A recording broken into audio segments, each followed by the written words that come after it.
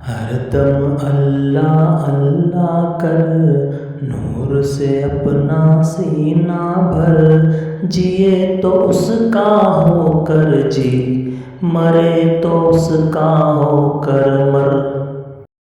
السلام علیکم ورحمۃ اللہ وبرکاتہ۔ عزیز طلباء و طالبات، جیسا کہ ہم نے اس سے پہلے کی ویڈیو میں جگر مراد آبادی کی غزل پڑھے تھے، آئیے اب ہم ان کی تشریح دیکھتے ہیں کہ پہلا شعر ہے: آدمی آدمی سے ملتا ہے، دل مگر کم کسی سے ملتا ہے۔ شاعر کہتے ہیں لوگ ایک دوسرے سے ملتے ہیں، مگر یہ ضروری نہیں کہ ان کے دل بھی مل جائیں۔ دراصل آج لوگ خلوص کی کمی کی وجہ سے اپنے آپ کو ملنے ملانے کے تعلق سے پیچھے کرتے جا رہے ہیں۔ لوگ ایک دوسرے سے ملتے ہیں، ہاتھ ملاتے ہیں، گلے ملتے ہیں، معانقہ کرتے ہیں، لیکن ان کے دل آپس میں نہیں ملتے۔ در حقیقت لوگ ملنے کا، دوستی کا صرف دکھاوا کرتے ہیں، مگر دل کے اندر جو ہے وہ نا اتفاقی ہوتی ہے۔ دوسرا شعر ہے: بھول جاتا ہوں میں ستم اس کے، وہ کچھ اس سادگی سے ملتا ہے۔ جگر مراد آبادی اپنے محبوب کی سادگی کی تعریف کرتے ہوئے کہتے ہیں: میرا دل، میرا محبوب اس سادگی سے ملتا ہے کہ میں اس کے سارے ستم کو بھول جاتا ہوں۔ ہر چند کو ہمیشہ ستم ڈھاتا ہے، مگر اس کی سادگی کی وجہ سے میں اس کے جور و جفا کی شکایت نہیں کرتا۔ تیسرا شعر ہے: آج کیا بات ہے کہ پھولوں کی رنگ تیری ہنسی سے ملتا ہے۔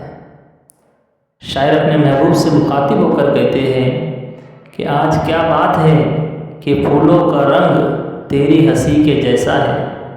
جو تازگی تیری ہنسی میں ہے وہی تازگی پھولوں میں ہے۔ گویا کہ پھولوں کی تازگی جیسی ہی تیری ہنسی کے اندر یہ تازگی جو پھولوں میں نظر آتی ہے وہ تیری ہنسی میں مجھ کو نظر آتی ہے۔ چوتھا شعر ہے: سلسلہ فتنہ قیامت کا تیری خوش قامتی سے ملتا ہے۔ جگر مراد آبادی اس شعر میں فتنہ قیامت سے مراد مصیبت ہے۔ شاعر کا دوست خوش قامت ہے، یعنی اچھی قد و قامت کا ہے۔ شاعر مصیبت کے سلسلے کو دوست کی طویل قامتی سے جوڑتے ہوئے کہتے ہیں کہ دوست، میری مصیبتوں کا سلسلہ تیری بلند قامتی کی طرح طویل ہے۔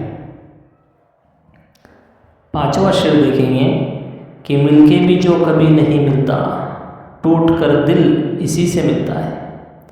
شاعر اس شعر میں اپنے محبوب کی شکایت کرتے ہوئے اپنے دل کی کیفیت بیان کر رہا ہے۔ شاعر کہتے ہیں کہ میرا محبوب مجھ سے کھل کر نہیں ملتا، وہ میرے پاس جب کبھی آتا ہے تو کسی اور کے خیال میں کھویا رہتا ہے۔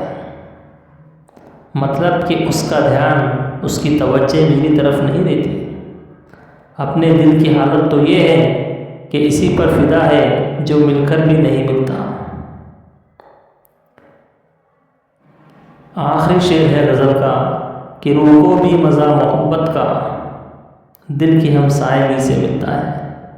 شاعر کہتا ہے کہ روح دل کی ہمسایہ ہے، یعنی روح دل کے قریب ہے۔